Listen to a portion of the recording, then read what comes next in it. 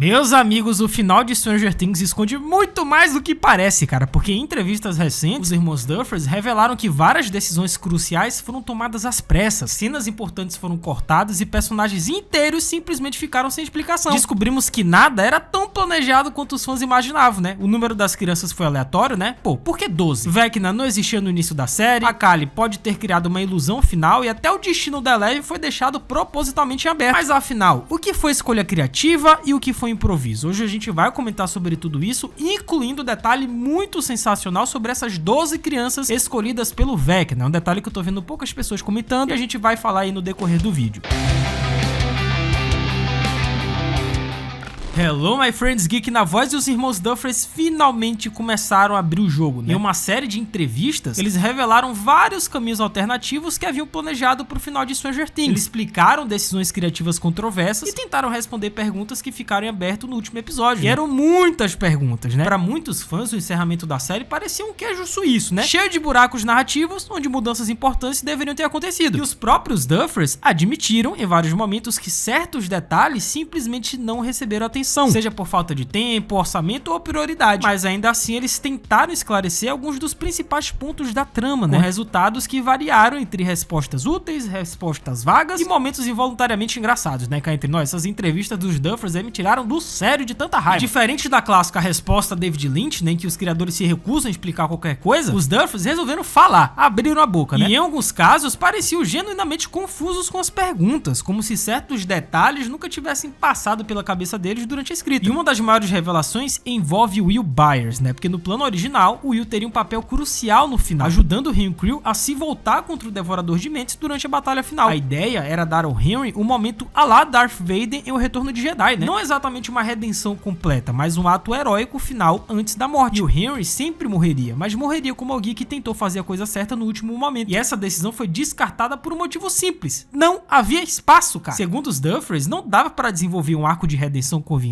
em um episódio final de pouco mais de 2 horas. O epílogo sozinho já ocupou quase meia hora, né? Deixando cerca de 90 minutos para resolver toda a trama principal. Então incluir essa virada iria exigir revelar muito mais da mitologia da série, né? E isso leva a uma das maiores críticas desse final, que foi a peça teatral The First Shadow. Muitas informações essenciais sobre o passado do Henry Creel, o Projeto Rainbow e versões mais jovens dos personagens foram reveladas apenas nessa peça, né? Que a maioria dos fãs nunca teve a chance de assistir, pô. E quando questionados sobre isso, né, os Duffers ficaram visivelmente desconfortáveis, evitando entrar em detalhes. E tudo indica que a Netflix planeja disponibilizar essa peça futuramente na plataforma. E essa decisão explica várias estranhezas no final. Por exemplo, Joyce e Hopper nunca mencionam que estudaram com Henry Creel no passado, né, no ensino médio. Nem mesmo quando a Joyce arranca a cabeça do cara com o machado, né, que curiosamente é uma referência direta a uma cena importante da peça. E segundo os Duffers, Joyce e Hopper possivelmente, né, conversaram sobre isso fora das câmeras, o que na prática significa que o assunto nunca foi trabalhado no roteiro. Pô, eles falaram fora da série, mas na série não, pô, as Duffers não me ajudam não, velho, vocês estão de sacanagem. E essa falta de tempo afeta muitos personagens secundários, cara. E o caso mais gritante é a mãe da Max, né, que simplesmente desaparece na 5ª temporada. Ela não aparece em nenhum momento, né, vista ao lado da filha, né, após o coma e nem na formatura. E a atriz, inclusive, demonstrou insatisfação nas redes sociais, sugerindo que nunca foi chamada pra retornar pra série. E o mesmo vale pra Vicky, cara. Os Duffers admitiram que nunca decidiram o destino do relacionamento dela com a Robin, né? Pra eles ficar a critério do público imaginar se elas continuaram juntas ou não. E segundo os próprios criadores, isso simplesmente não era uma prioridade. E por fim, eles também esclareceram alguns mistérios mais sombrios, né, como o destino das mulheres grávidas no laboratório da Dra. K no Upside Down. Segundo eles, todas morreram na explosão, sem exceções. Além disso, né, finalmente explicaram o que aconteceu com as 12 crianças. Porque no final das contas, as entrevistas deixam claro que muitas lacunas do final não são grandes mistérios escondidos, mas sim consequências diretas de escolhas apressadas. Os Duffers queriam fechar a história, né, seguir em frente e aceitar que nem tudo seria respondido. E gostando ou não, esse foi o final que decidiram contar, né? E uma das perguntas mais repetidas pelos fãs após o final de Stranger Things foi muito simples, né? Por que o programa do Brenner envolvia exatamente 12 crianças? Porque o Vecna e o Mind Flayer precisavam de 12 sujeitos e não 10, ou 15, ou 20. E segundo os irmãos Duffers, a resposta é surpreendentemente direta e decepcionante pra quem esperava algo grandioso, né? Não havia simbolismo profundo, metáforas de relógio, ponteiros ou significado cósmico, velho. O Vecna parou em 12 porque sentiu que aquele nível de poder era o suficiente. Ele gostou da sensação e ponto final. E de acordo com eles, essa escolha não tinha qualquer relação planejada com o objetivo do Brenner de criar indivíduos bem-sucedidos, né? Nunca existe uma conexão mais profunda entre o número escolhido pelo Vecna e o programa original, cara. E pra muitos fãs, isso soa como uma decisão arbitrária feita na sala de roteiristas, né? Com toda a mitologia sendo construída pra justificar o número. Mas na verdade não foi nada disso, véio. E por outro lado, né, quando o assunto é o spin-off em live action, as respostas dos Duffers foram mais animadoras. Eles confirmaram que a nova série não será ambientada em Hawkins e não vai seguir personagens conhecidos. A proposta é algo mais próximo de Arquivo X, né? Ou seja, menos espetáculo, mais mistérios, com histórias estranhas acontecendo aos poucos. A ideia é retornar nesse clima da primeira temporada de Stranger Things, que muitos consideram o ponto mais forte da série, né? E ao impacto específico do final da segunda temporada. Então, essa abordagem tem raízes em eventos reais, cara. Experimentos de controle mental, teorias conspiratórias e histórias estranhas ligadas ao Montauk inspiraram diretamente a criação de Stranger Things. E dentro da narrativa, isso se conecta com aquela rocha brilhante apresentada no final, né? Que continha matéria exótica que era um fragmento do corpo e da consciência do Mind Flyer. É por isso que essa energia salta da rocha pro Henry Creel, né? Fundindo-se a ele e criando a entidade que conhecemos como Vecna. E segundo os Duffer, essa matéria exótica foi obtida através do projeto Rainbow, que é um experimento militar envolvendo teletransporte no tempo e no espaço, né? Algo explorado com muito mais profundidade na peça teatral. E foi ali que essa substância surgiu. E a equipe do Brenner conseguiu, por um breve momento, tocar a dimensão do abismo, como se tivesse aberto uma pequena janela entre as realidades. E a rocha atravessou dimensões, cara, mas o corpo completo do Mind Flyer não conseguiu passar. E isso levanta uma dúvida importante pro futuro da franquia, né? O spin-off vai revelar que o Mind Flyer sobreviveu de alguma forma ou vai seguir a ideia de que fenômenos estranhos continuam surgindo por causa dos experimentos descontrolados do Brenner? Cara, qualquer uma dessas opções abre espaço para histórias episódicas com mistérios semanais e casos inexplicáveis, né? E outra grande questão abordada nas entrevistas foi o destino da Eleven. Os Duffers confirmaram que sempre planejaram que ela deixasse o grupo no final. Ela nunca deveria aparecer no epílogo comemorando a formatura ou vivendo uma vida tranquila com os outros. E também revelaram detalhes curiosos, né? A Eleven nunca entrou em contato com o Mike para contar o que estava fazendo. E ela não poderia ter usado seus poderes durante a cena do portão, cara. Além disso, né, seria fisicamente impossível para ela chegar ao caminhão ao portão tão rápido, né? Isso leva a uma conclusão lógica. A Eleven vista naquele momento poderia ser uma ilusão. E se fosse uma ilusão, a única pessoa capaz de criá-la seria a Kali, né? A Eleven real ainda estaria na caminhonete quando atravessou o portal. E como o Mike conseguiu tocá-la fisicamente, a ilusão só poderia ter sido criada depois, né? Quando a Kali ainda estava viva. E a cronologia do final mostra que a matéria exótica não explodiu imediatamente. O que torna plausível, né, que a Kali tenha sobrevivido tempo suficiente para projetar uma última ilusão e ajudar a Eleven a escapar. E isso também explica porque a Kali teria fingido a própria morte diante do Hopper, né? A ideia, segundo o que ela mesma disse antes, era fazer o mundo acreditar que ambas estavam mortas. Ou seja, só assim os militares abandonariam qualquer tentativa de retomar o programa. E se houvesse suspeita de sobrevivência, pessoas próximas poderiam ser capturadas e torturadas, velho. Então o plano dependia totalmente na crença da morte da Eleven e da Kali. Só que mesmo assim os Duffers se recusaram a confirmar o ponto mais importante: se Eleven realmente sobreviveu ou bateu as botas, cara. Eles deixaram essa resposta em aberto. E a cena final, com Eleven diante das Três Cachoeiras, foi filmada na Islândia, né? Com um custo altíssimo, inclusive, né? E ela remete diretamente à história que o Mike contou sobre o lugar que eles visitariam juntos. E tudo indica que essa cena foi adicionada tardiamente para manter uma brecha narrativa. E no fim, a impressão é clara: a Netflix quis garantir uma porta aberta. Se daqui a 10 ou 20 anos quiserem trazer a Eleven de volta, em spin-offs ou continuações, o caminho está preparado. A história principal terminou, mas não completamente trancada, né? E na versão original do episódio final, a ideia era bem diferente do que chegou à tela, né? O plano inicial sugeria que o Mike, durante a formatura, ouviria o feedback pelos alto-falantes e perceberia que Eleven não teria como usar seus poderes para voltar ao portal a tempo. E aos poucos ele juntaria as peças e entenderia que tudo aquilo foi uma ilusão criada pela Kali. E essa seria, o que tudo indica, a verdadeira razão, né, para os Duffers trazerem a Kali de volta no último episódio, né? E a Kali, vale lembrar, surgiu originalmente como parte de uma tentativa fracassada de spin-offs, né? Nem os Duffers, nem o Shaw Levy explicaram claramente porque esse projeto nunca foi adiante, mas isso ajuda a entender porque decidiram reapresentar a personagem só no fim da série, velho. E a sensação é de que ela foi guardada pro último momento, né? Como uma peça esquecida que só faria sentido no encerramento. E nessa versão inicial do roteiro, não existia a cena da cachoeira na Islândia. A história da Eleven terminava apenas ao som do feedback e os altos-falantes, né? Deixando o público completamente no escuro sobre seu destino. E o final era muito mais aberto e desconfortável, né? Tudo indica que a Netflix interveio e pediu uma cena adicional, algo que sugerisse uma forma mais clara que Eleven ainda poderia estar viva. E diversos momentos desse episódio final foram estendidos ou adicionados bem tarde no processo. E um exemplo disso é a conversa dos personagens mais velhos sobre trabalhar no novo filme do Jonathan na Filadélfia, que originalmente era bem mais longa, né? E também foi foi revelado que inicialmente os criadores pretendiam usar o Expresso Polar como base simbólica para a história da Kali, em vez de uma dobra no tempo, né? E nessa versão descartada, o Vecna diria às crianças que levaria ao Polo Norte como uma forma de pagar sua dívida com a dimensão do abismo. E a ideia era que esse lugar existisse acima da própria Terra, né? Quase fora da realidade. Só que os Duffer's perceberam que o Expresso Polar era voltado para um público jovem demais para a idade dos personagens naquele momento, né? As crianças tinham crescido e a história precisava acompanhar isso. E essa constatação ajuda a explicar por que a Holly ganhou tanto destaque na quinta temporada, né? A piada recorrente de que ela se tornou a personagem principal não foi aleatória. Foi uma decisão consciente dos Duffer's, né? Que queriam resgatar o tom da primeira temporada. Ou seja, criaturas monstruosas contra crianças pequenas. E como o elenco original já havia crescido, a Holly passou a ocupar esse espaço narrativo, né? Então grande parte da quinta temporada pode ser vista como uma tentativa de reinvenção criativa. Porque se comparada à quarta temporada, ela parece um esforço para recuperar a atmosfera mais simples da primeira, com conflitos menores e um foco maior na vida escolar. E, cara, isso explicaria porque várias questões importantes acabam sendo ignoradas, né? Umas rachaduras em Hawkins que continuam existindo após o epílogo, apenas cobertas por estruturas metálicas improvisadas, né? E os túneis do Will também permanecem lá, o que significa que Hawkins continua profundamente afetada pelos eventos sobrenaturais. E quando questionado sobre o paradeiro dos militares no epílogo, incluindo a Dra. Kay, os irmãos Duffer's admitiram que simplesmente não pensaram nisso. Segundo eles, não houve tempo para abordar essa questão. E a suposição é que os militares apenas foram embora em algum momento. E outros elementos também surgiram de decisões tardias, né? Como o novo grupo de Dungeons & Dragons liderado pelo Derek, com o Mike passando simbolicamente o bastão. E isso só aconteceu depois que eles decidiram reformular Holly e torná-la uma peça central da temporada. E o final original seria mais simples, né? Seria o Mike subindo as escadas do porão e apagando a luz, simbolizando o fim da história, né? Já na batalha final, os Duffer's confessaram que praticamente esqueceram dos Demogorgons e outras criaturas do abismo, velho. A decisão foi criativa e financeira, porque incluir todas as criaturas transformaria o episódio em algo próximo de Vingadores Ultimato, né? Que era algo inviável em orçamento e tempo. E o mesmo vale pro dragão de 3 cabeças sugerido pela arte do Will, né? Que nunca se materializou por falta de recursos. O que é estranho, porque só essa última temporada, essa quinta, teve 500 milhões de orçamento. Será que não dava mesmo pra trazer uns bichos, uns Demogorgon,